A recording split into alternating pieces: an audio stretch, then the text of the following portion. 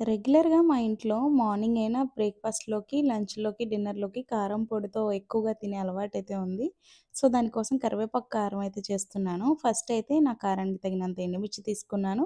ఒక table spoon పచ్చి శనగపప్పు, ఒక టేబుల్ స్పూన్ మినపగుళ్ళు అండ్ అలాగే హాఫ్ టేబుల్ స్పూన్ ధనియాలు, అదే చిన్న స్పూన్‌తో నేను ఒక 5 గ్రామ్స్ జీలకర్ర అండ్ అలాగే ఒక 5 గ్రామ్స్ మిరియాలైతే తీసుకున్నాను. వీటన్నిటిని కూడా ఫస్ట్ మంచిగా తీసి పక్కన పెట్టుకొని, కడాయి వెలిగించి లో ఫ్లేమ్‌లో ముందుగా నేను తీసి పెట్టుకున్న ఎండుమిర్చినైతే లో ఫ్లేమ్‌లో వేయించి పక్కన పెట్టుకున్నాను చల్లారనివ్వడానికి.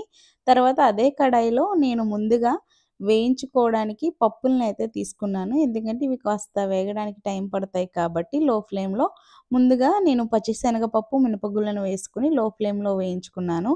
అవి మంచిగా వేగాయి అని అనిపించిన తర్వాత రిమైనింగ్ ధనియాలు, జీలకర్ర అండ్ అలాగే కాస్తంత మిరియాలు వేసి వాటిని కూడా లో ఫ్లేమ్‌లో చాలా చక్కగా వేయించుకోవాలి మాడకుండా. ఈ వేయించుకున్న పప్పు దినుసులన్నిటిని గూడా ఒక ప్లేట్‌లోకి తీసుకొని పక్కన పెట్టుకొని చల్లారనివ్వాలి. ఈలోపు నేను కరివేపాకుని కడిగి పక్కన పెట్టుకున్నాను. దాన్ని గూడా వేసుకొని లో ఫ్లేమ్‌లోనే కరివేపాకుని రోస్ట్ చేసుకున్నాను. ఇందులో నేను ఒక 2 టైప్స్‌ని చేసుకున్నాను. ఫస్ట్ స్టవ్ మీద వేయించుకునే పద్ధతిని అండ్ అలాగే ఓవెన్‌లో అదే కరివేపాకుని కడిగి ఒక 2 నిమిషాలు మైక్రో ఓవెన్ మోడ్‌లో పెట్టుకొని, తర్వాత వాటిని మంచిగా రోస్ట్ చేసుకోవడమే. చాలా ఈజీగా సింపుల్‌గా అయిపోతుంది. ఓవెన్ లేని వాళ్ళైతే ఓన్లీ స్టవ్ మీదే లో ఫ్లేమ్‌లో చక్కగా వేయించుకొని క్రిస్పీ టెక్స్చర్ వచ్చే వరకు అంటే మనం ఆకును పట్టుకున్నప్పుడు అవి విరిగి పొడయ్యేలాగా మనం వాటిని లో ఫ్లేమ్‌లో వేయించుకోవాలి.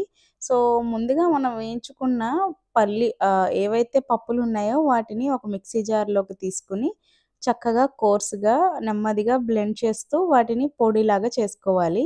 దీనిలోనే తర్వాత మనం ఎండుమిర్చిని కూడా యాడ్ చేసుకొని, ఫస్ట్ కోర్స్‌గా బ్లెండ్ చేస్తూ, తర్వాత దాన్ని మెత్తటి పొడిలాగా గ్రైండ్ చేసుకోవాలి. ఈ గ్రైండ్ చేసుకున్న పప్పులు అండ్ అలాగే ఎండుమిర్చి మిశ్రమంలోనే మన ఉప్పు తగినంత మన టేస్ట్‌కి తగినంత ఉప్పునైతే యాడ్ చేసుకోవాలి. నేనైతే ముందుగానే సరిపడా ఉప్పుని అంచనా కొద్దీ వేసేసాను.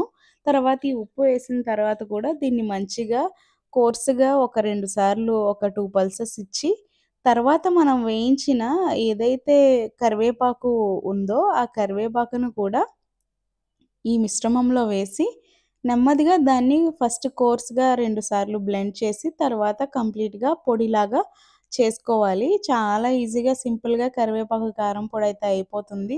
అండ్ అలాగే టేస్టీగా గూడా ఉంటుంది. మా ఇంట్లో పర్సనల్‌గా ఈ కరివేపాకు కారం పొడంటే చాలా నచ్చుతుంది మా వారికి.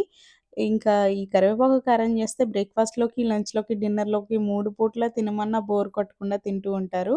ఇలా చేసుకున్న కరివేపాకు కారాన్ని మనం ఇంకా ఈ ఫ్లేవర్‌ని ఎన్హాన్స్ చేయడానికి మనం కొన్ని వెల్లుల్లిపాయలను దంచుకొని, ఆ కరివేపాకు కారం పొడిలో వేసుకొని స్టోర్ చేసుకుంటే ఆల్మోస్ట్ ఒక 1 మంత్ అయితే చక్కగా ఉంటది. ఎటువంటి ఇబ్బంది లేకుండా చక్కగా వేడి వేడి అన్నంలో వేసుకొని, కాస్త నెయ్యి వేసుకొని తింటే చాలా బావుంటుంది.